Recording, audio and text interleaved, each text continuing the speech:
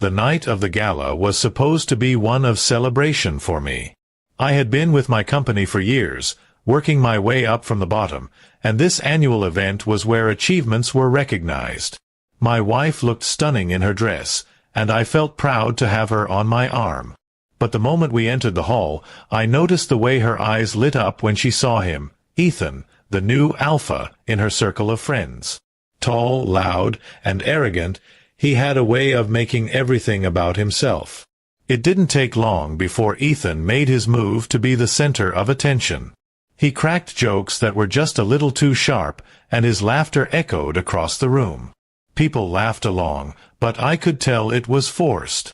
Then, while everyone stood near the buffet, he threw his arm around my wife as though they had known each other forever.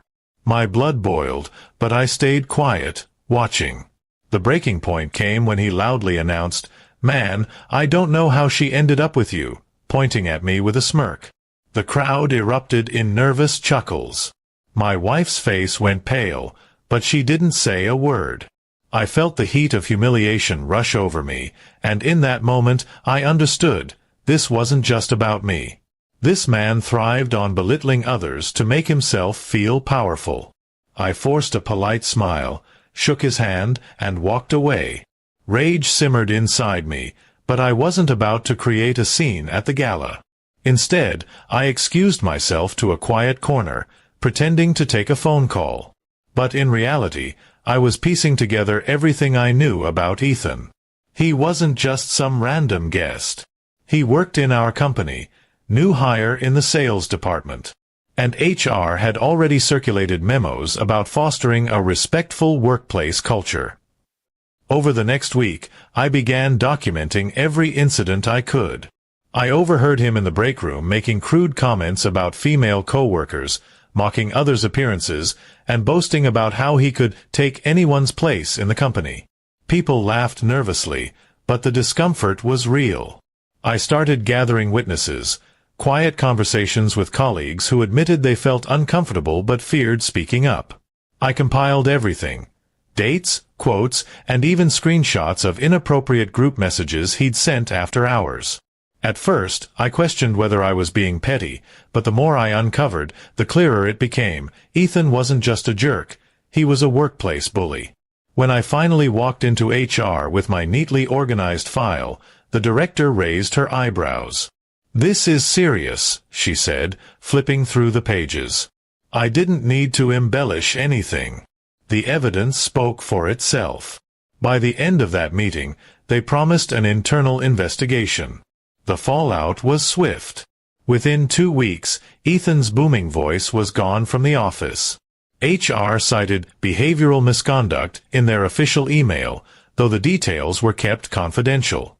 Around the office, whispers spread, and people finally felt relieved. The tension that had followed him like a shadow lifted almost overnight. When I told my wife about what I'd done, she stared at me for a long moment. "You didn't overdo it?" she asked cautiously. I shook my head. No. He dug his own grave. I just handed HR the shovel. She didn't argue. In fact, I think she respected me more for handling it without lowering myself to his level. At the next gala, things were different. There was no booming laugh overshadowing everyone, no arrogant presence making others feel small. This time, when my wife walked into the room with me, she squeezed my hand tightly. There was pride in her eyes, not for Ethan's bravado, but for the quiet strength I had shown. I realized then that true strength doesn't come from humiliating others in public. It comes from standing tall when someone tries to tear you down and knowing how to fight smart instead of loud. Ethan thought he was untouchable, the alpha of the room. But in the end, all it took was patience, strategy, and the truth to bring him down. That night, as we left the gala, I felt lighter. Not because Ethan was gone, but because I knew I had defended myself with dignity. My wife looked at me differently, and I realized I had earned something more valuable than applause. I had earned respect. And the best part? HR had taken him down, not me. I just gave them the push they needed. Ethan had embarrassed me once, but in the end, he embarrassed himself far worse.